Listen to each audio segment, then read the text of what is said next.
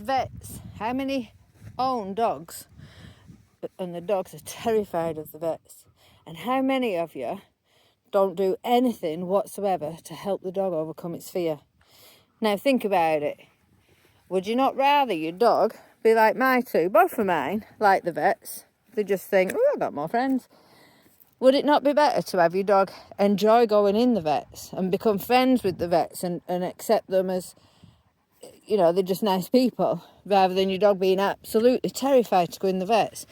And I never understand why people won't help the dogs. So, yeah, sometimes dogs go to the vets and they have a scary experience, and so they just learn a dislike from there.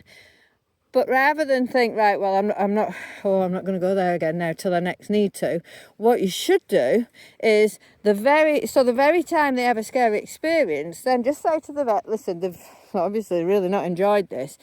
Am I all right to bring them in tomorrow at the end, or whenever the vet says they've got time for you to do that? Just literally to walk into the vet waiting room. You'd have to okay it with your vets, but I'm pretty certain most, if not all, vets will agree to it as long as it's not at a busy time.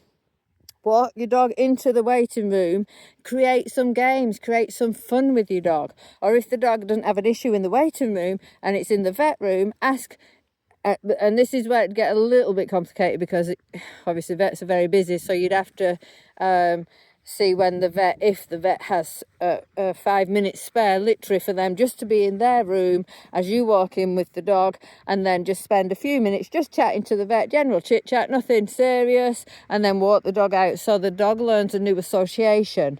Because once your dog learns a negative association, you have to then teach them of a positive association. So instead of just leaving them at the vets to literally frighten themselves to death, work with them, work with your vet, work with your trainer, behaviourist.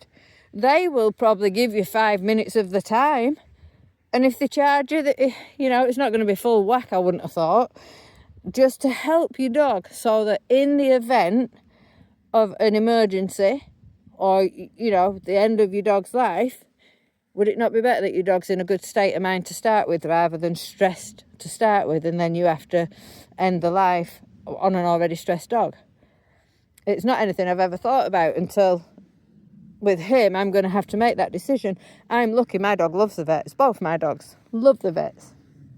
It's not going to be a nice decision at all, and I don't envy whichever vet does it, because all the vets that I use, they all know him and they all know he's a nice dog, so it's not going to be an easy job. But I've got peace of mind that at least my dog isn't stressed in the vets.